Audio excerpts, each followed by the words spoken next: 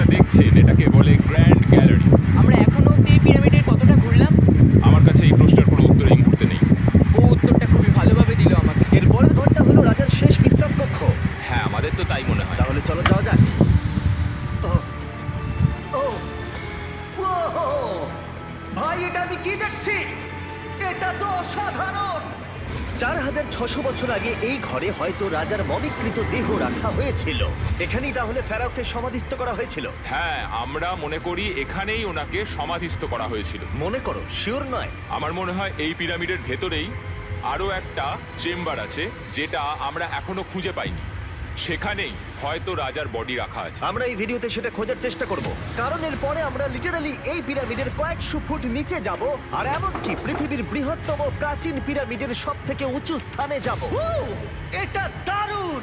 আমরা অন্য বিশাল পিরামিডগুলো ঘুরে দেখার আগে আমাদের বেস ক্যাম্পটা দেখাই।